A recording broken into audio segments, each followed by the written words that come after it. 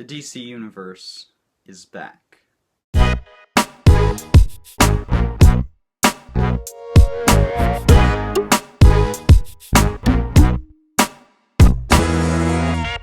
everyone, Daniel here.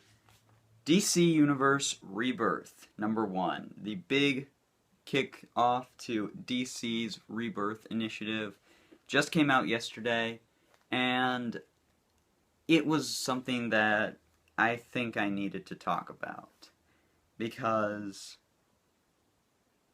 I'm just going to go ahead and say it. This book has revitalized my love of DC.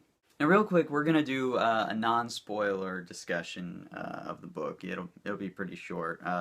There's a lot of things that, if you have been avoiding spoilers, I really think you should read this without any spoilers. So this book follows off the heels of Justice League #50 and Superman #52.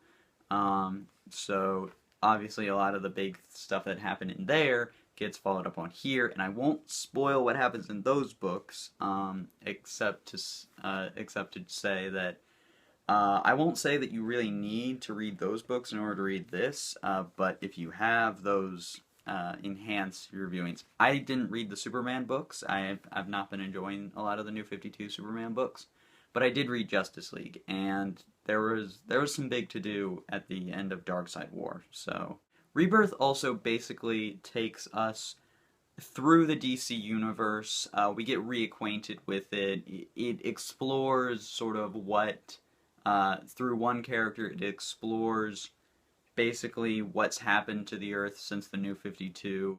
And I'll be honest, Rebirth is kind of an emotionally charged book for me, because it's the last book by Geoff Johns that he's writing for DC.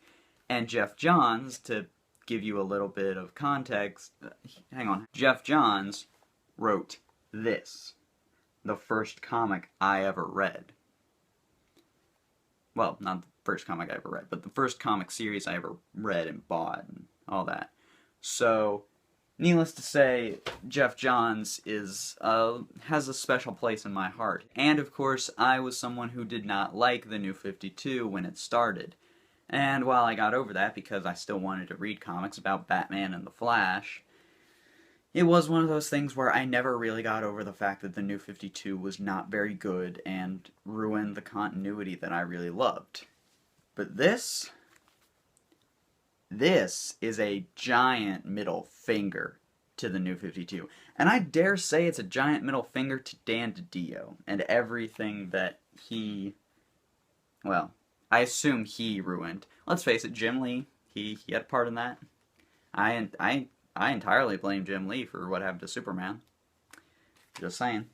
If you are like me and you were disenfranchised with what happened in the New 52, I think this book is precisely what you should pick up. It's $2.99, so, I mean, it's only $3. I mean, that's cheaper than practically every Marvel title is right now. So, I think you should at least give it a chance. If you were a fan of DC that became disenfranchised with the company, with the New 52, and all the stuff resulting from that, I recommend at least picking up this issue. If anything, just to see if it will re-spark your interest in DC. I know it certainly has rekindled my love for DC, and this is the most excited I've been about DC in years. So I recommend you go out and pick this book up, and I don't think you'll be disappointed. I know I certainly wasn't.